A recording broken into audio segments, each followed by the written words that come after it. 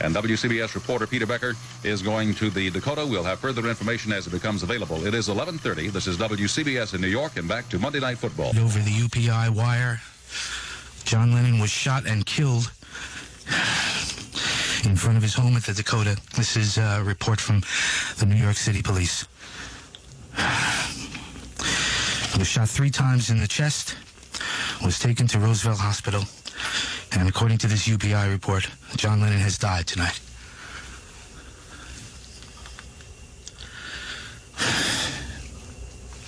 And I don't know what to say to you people. God bless him. And say a prayer for all the rest of us.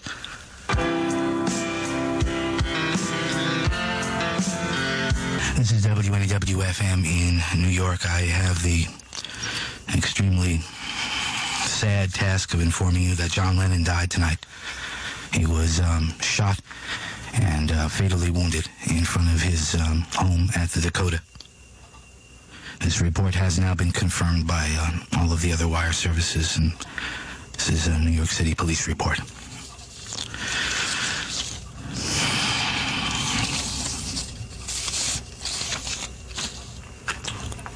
And I am at a loss for words. I think for the first time in my career on the radio, I don't have anything to say.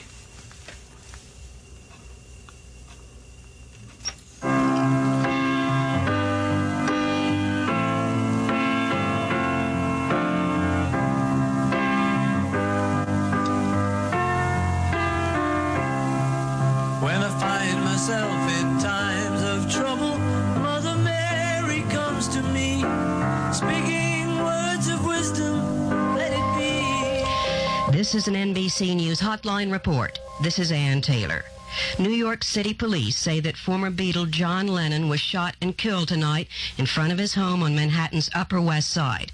With a special report, NBC correspondent Brian Ross. Brian? Police at the scene at Lennon's luxurious apartment house on the Upper West Side of New York say Lennon was shot fatally by an unknown assailant who opened fire at Lennon as he stepped out of a limousine on 72nd Street on the west side of New York. Lennon was accompanied by his wife, Yoko Ono, as he stepped out of the limousine. The assailant apparently was with the doorman at the apartment building and opened fire, firing, according to eyewitnesses, 4 or 5 shots. A woman at the scene says there was no discussion before the shots. The man began firing, and all she heard was the screams of Yoko Ono. A passing taxicab driver rushed to the scene and said he saw Lennon on the ground with blood coming from his mouth and from his chest. The taxi driver said he believed that Lennon was shot in the back. Police at the scene say at this moment they have an assailant in custody, a white male whose identity has not been revealed. At this point, no motive is known for the shooting. Brian Ross, NBC News, New York. This has been an NBC News Hotline report. This is Ann Taylor. And this is WNEW FM in New York.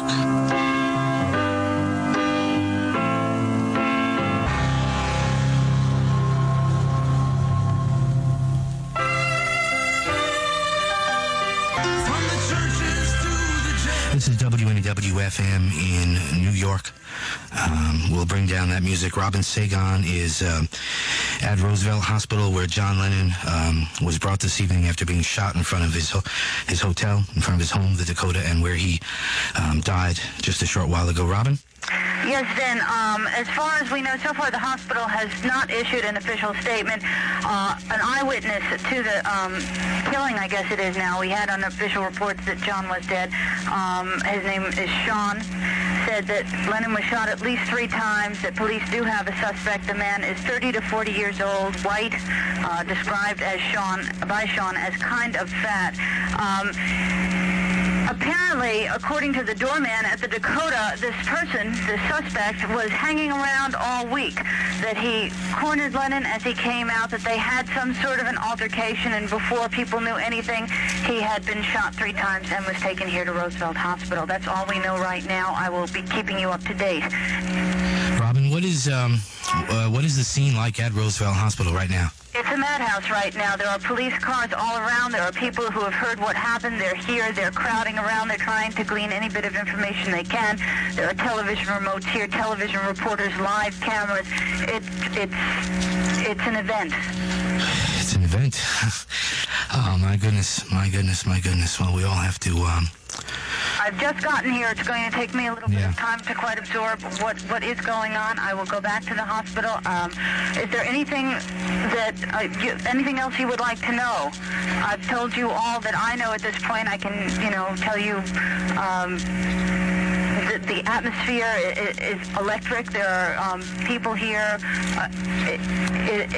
I suppose, Robin, we should tell people to stay away from... Please stay away from Roosevelt Hospital. It's getting very crazy down here. As you can hear the horns and the traffic, this is normally not a very busy area of the city at this time of night. You will not be able to get through. It will make it very difficult for people who are trying to do their jobs. All right, Robin. We'll be in touch with you then later on. Would you hold on the phone? Do not hang up, okay? Hold on. Now let's go back to where we were. Tonight in Jungle Land.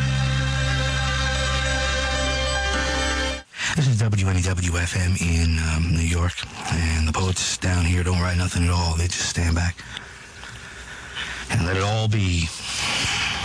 Very sad news tonight of the murder of John Lennon.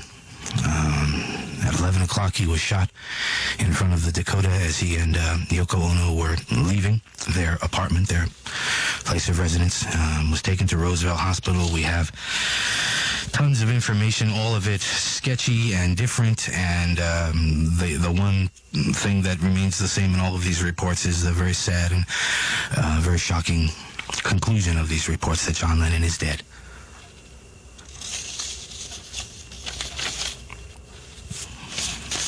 Jack Douglas, Lennon's producer, said the singer and his wife had been at a studio at the record plant earlier tonight, and that Lennon left at 10:30. Said Lennon was going to get a bite to eat and go home. A gentleman who was identified as a pedestrian said at the hospital that he was walking south near 72nd Street when he heard 4 shots.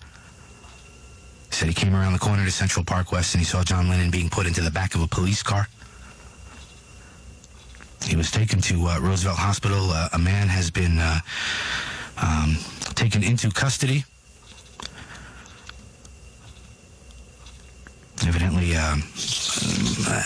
this person who was taken into custody had been described by some as crouching in the archway of the Dakota as if he were waiting for Lennon to come. This person has been described as a pudgy kind of man by eyewitnesses, 35 to 40 years old, with brown hair. He was immediately put into another police car, taken into custody. An eyewitness said, quote, "He had a smirk on his face," end quote.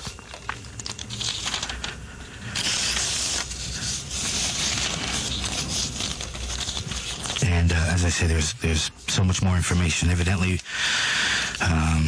now they're saying that he was pronounced dead shortly after arrival at Roosevelt Hospital. One of the earlier reports talked about the medical staff at Roosevelt working with great diligence and hurry in an attempt to save his life. He was shot in the chest at least 3 times.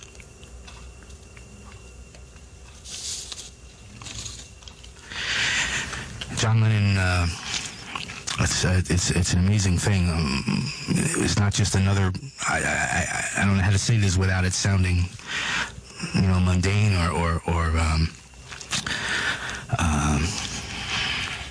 he was not just another person in the public eye. He was not just another star. He was not just another rock star or movie star or politician or whoever. John Lennon. The enormous amount of grief that is being expressed tonight by people, certainly picking up the telephone, listening to phone calls here at the station is incredible. The man was somebody who touched the hearts and minds of us all as a Beatle, still as a Beatle, and as John Lennon, as he fought so hard to gain his identity as John Lennon. And it's almost as if I'm just flashing back to the day that John Kennedy was shot and killed, and I feel a similar loss and a similar grief. It's something that again goes above and beyond the public figure to somebody who we all dearly loved and who gave us so much, you know.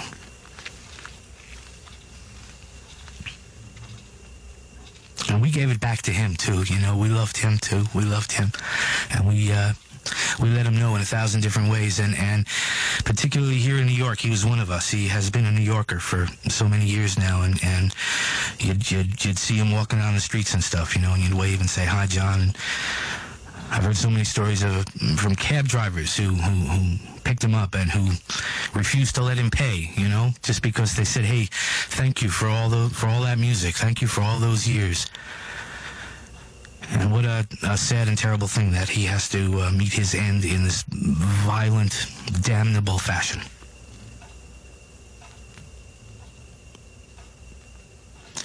So if you believe in prayer, say a prayer for John Lennon, and say a prayer for Yoko Ono, and say a prayer for the rest of us.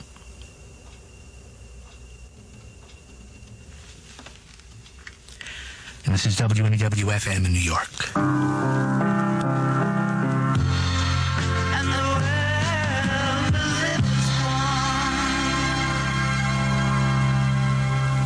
Vinny, I have Moni here This with is me. Robin We Sagan. just have confirmation from the hospital that John Lennon was dead on arrival. We have tape with Dr. Stephen Lynn, who is Director of Emergency Room Services, St. Luke's Roosevelt Hospital, and we would like to play it for you now. Go. John Lennon was brought to the emergency room of the Roosevelt site, St. Luke's Roosevelt Hospital, this evening, shortly before 11 p.m. He was dead on arrival. Extensive resuscitative efforts were made, but in spite of transfusions and many procedures, he could not be resuscitated. Where was he shot, Doc, and how many times? He had multiple gunshot wounds in his chest, in his left arm, and in his back. How many shots did we go to? There were 7 wounds in his body. 7 bullets? I don't know exactly how many bullets there were. There were 7 wounds. How extensive was it? There was a significant injury of the major vessels inside the chest, which caused a massive amount of blood loss, which probably resulted in his death. Did he lose consciousness right away, do you think, from the time I'm of wound? certain that he was dead at the moment that the first shots hit his body. What about his wife? His wife was with him at the time of the injury and indeed accompanied him to the emergency department. She is not at the hospital. What kind of weapon did he use? Can make no comment as to the type of weapon other than it was obviously a gun. The exact type of gun is uncertain at this time. You said there was massive injury of what, Doctor? There was a significant injury to the large blood vessels within the chest, and a significant amount of blood was lost in the left side of the chest, which probably resulted in his death. Doctor, does it appear that the shots were fired from close range? It's impossible for me to tell exactly the range from which the shots were Doc, fired. run an ambulance? It's impossible to tell if he was shot from in front or from behind. How was he brought here? He was brought to the hospital by police vehicle. In essence, he never had a chance. That's probably the case. He was dead at the time that he arrived at the hospital. I understand that the transport from his residence, which is slightly less than a mile from the hospital, took only several minutes. I don't think it would have been possible to resuscitate him by any means. Who was with him when he came in? I do not know exactly who was with him. He was accompanied to the emergency department by his wife. What was her automatic weapon? He was shot 7 times. I don't know. How did his wife behave? that Mr. Lennon was dead, and if he did, what did she say? I did tell his wife that he was dead, and she was most distraught at the time and found it quite hard to accept. She is no longer at the hospital. Thank you, Doctor. Thank you, Doctor. My name is Dr. Steve. All right, Vin, that's it as you have it. Would you like me to recap for you?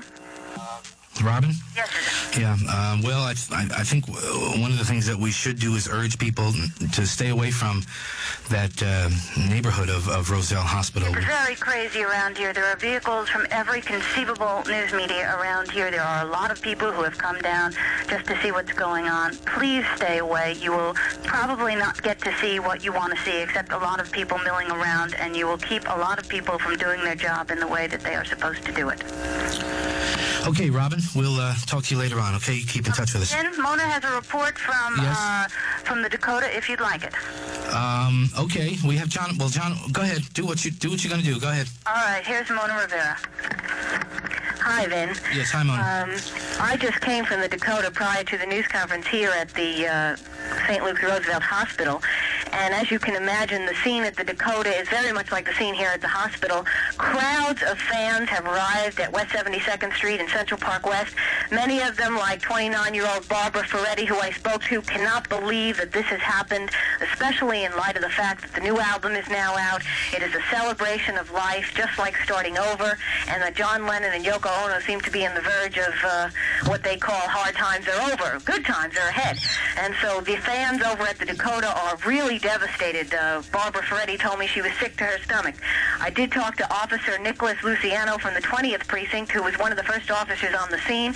The way he described it to me, John and Yoko had gotten out of a cab in front of the Dakota. The young man, who was described as a local screwball, apparently had been hanging around the gates of the Dakota on 72nd Street waiting for Lennon, and the minute that they got out of the cab, he fired. He pumped every bullet into John Lennon, and apparently none of them were aimed at Yoko, so he knew who he was after. This young man was then taken into custody, as well as 4 witnesses were also taken over to the 20th Precinct, and right now police are really trying to reconstruct exactly what happened, the motives, and the reasons for what has happened to John Lennon, who is now dead. So that's the story. That's okay, Mona, thank you. Mona Rivera and Robin Sagan over at the Roosevelt Hospital. We'll be talking to you later on. John Ogle is live at the Dakota, Vin. John? Yes. Yes, hi, John. We're on the air. I'm here, and Dave Herman is here as well. And you're on the air right now at the Dakota? Right. I'm outside of the Dakota, the corner of 72nd Street and Central Park West. There's a crowd of maybe 150, 200 people standing outside of the building, silently looking into the courtyard where John Lennon was shot about an hour ago. The police are having a little bit of a problem controlling the traffic right now. Most of the people are just sort of standing and looking and not saying anything, not saying much of anything at all to each other or to the policemen who are trying to get some kind of a lead on exactly what happened. We know that John was shot 4 times and that the man was known in the neighborhood and that he's been taken to the 20th Precinct. We also know that unfortunately John Lennon is dead. And I see people, grown men, adults. These are not just, teenage rock and roll fans. These are people standing around and they look at each other and their eyes kind of tear up and they hug each other and they don't quite know what to do. It's a very, very strange sensation being here right now. There's not a lot you can say. No, there isn't, John. The police have roped off the courtyard. There are a number of police vehicles here. Everybody, John, everybody who is there now is, as you said, very quiet and very orderly. Is that correct? Very, very quiet. The only horns that you hear blowing are the cabs that are trying to get through the traffic. But people are running over to the Dakota. They're standing there. They're kind of watching the building, looking into the courtyard. They're not talking to each other. They're just standing quietly and watching. All right. Thank you, John. Okay. Be in touch with us, huh? Yes, I'll be talking to you soon. Okay. Bye-bye. This is WNEW FM in New York. I'm Vin Skelsa. Dave Herman is with me. Scott Muni is here.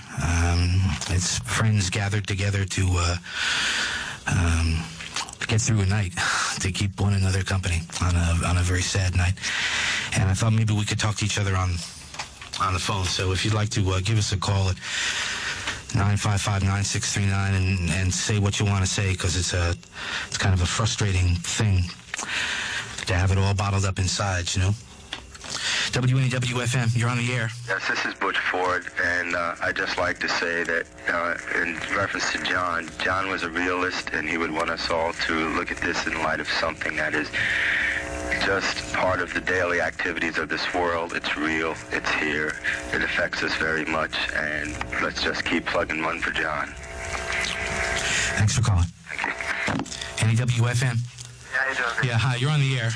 I think it's kind of a tribute also to the station that so many of us find you guys are the first ones we want to get in touch with. Okay, thanks for calling.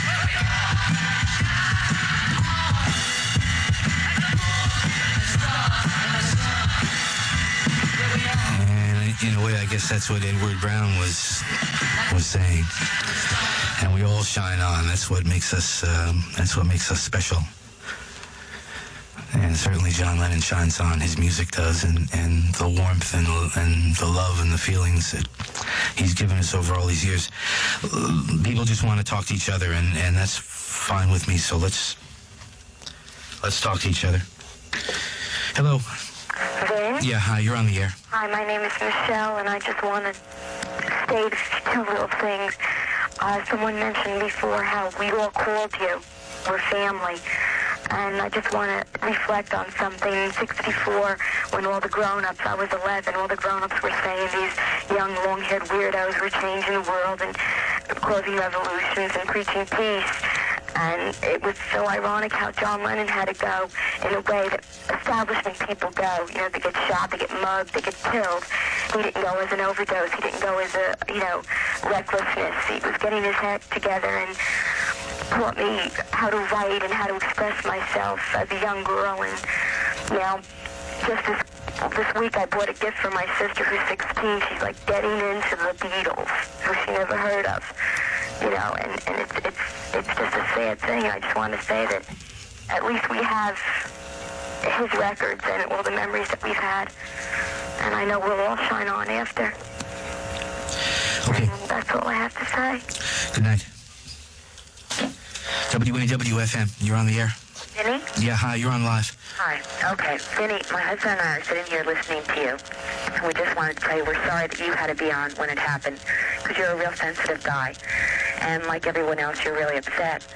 And I'm sorry for you, because we care, okay? Okay, thank you. Take care. Bye-bye.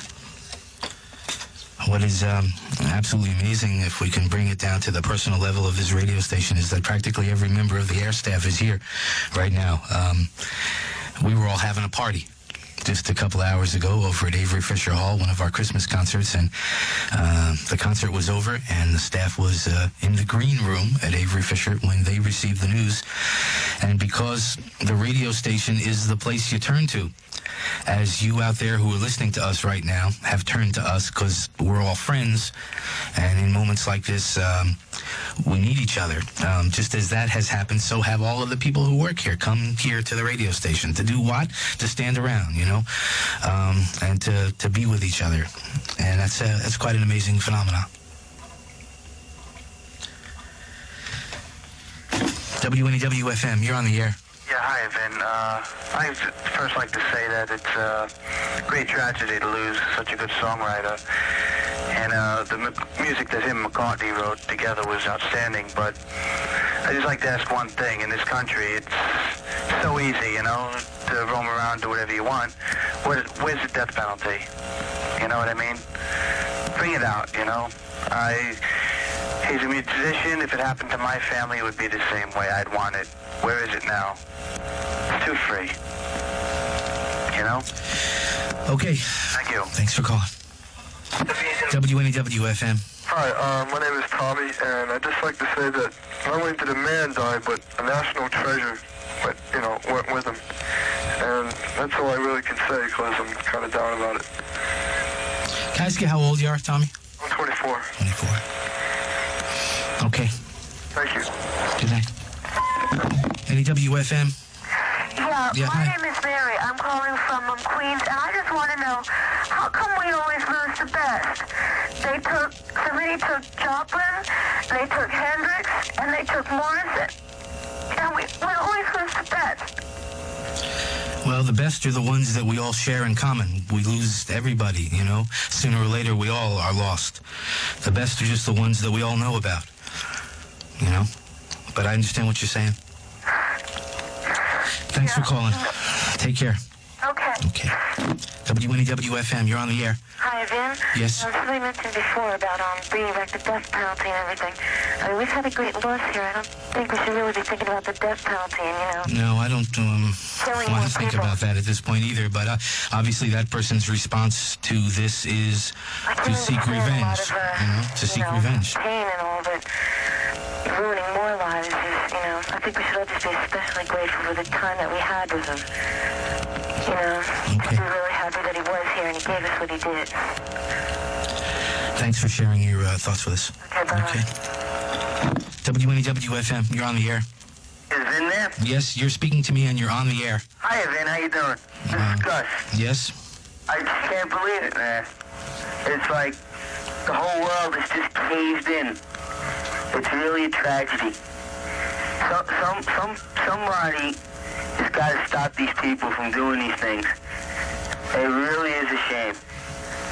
I was listening on Nightline and they said that the first shot, he was dead right then and there. The doctor was talking. It's really unbelievable.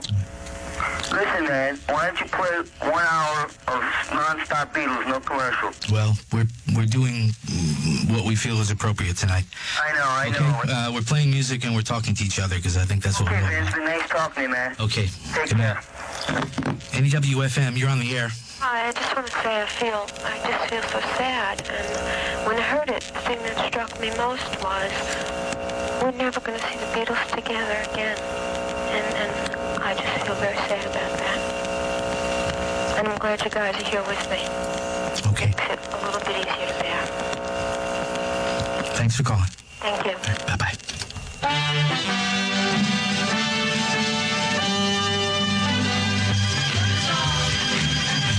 This is WNEW-FM in New York. I'm Vince Gelsa, and we're getting through the night together here. As I said, most of the members of the WNEW-FM family are present here in the studios right now. And Dennis, Elsa's... Our Christmas concert tonight at Avery Fisher Hall, the show was just about ending, and we were all retiring in a small room to have a couple of drinks and talk it over with the Marshall Tucker Band and the Ellen Shipley Group. And this hush passed through the room, this rumor, and nobody wanted to believe it. Mm-hmm. And there we were on 65th Street and Amsterdam, Columbus Avenue, West End Avenue, and we were told that this unquestionable thing had happened on 72nd Street, and that John was dying or had died at 59th Street. It just didn't seem to make. And then you saw the musicians' faces, and you saw every member of the air staff, and like you say, well, I mean, in this room right now, Jim Monahan and Marty Martinez from the newsroom, Richard Neer, Scott Muni, Vinny in the other room, Dano and Pam and Bernie and Dave Herman, and it's a bad nightmare. When I was standing in that room, I thought it was surreal. I mean, I said, this is, it's too movie-ish. Why are we all here tonight? Why are we all gathered? You know, we were all gathered together, and here we all at this hour, at 5 to 1 in the morning. And I turned on the radio. I got in the car, and I turned on the radio, and you were playing Jungle Land, and listening to the people's calls, and it just it never makes sense. No violent death of any kind makes sense, but when I guess it's a communal... You know, some people will say, Vin, why are you making such a big deal? People die every day. I mean, we will hear this. Sure. You will hear this. You know, my cousin got mugged last week. I mean, someone hypothetically will say that, or someone has a very tragic story to tell. And yes, that's obviously true. We will be making a big deal. But the man, along with his friends and on his own, changed so many lives that...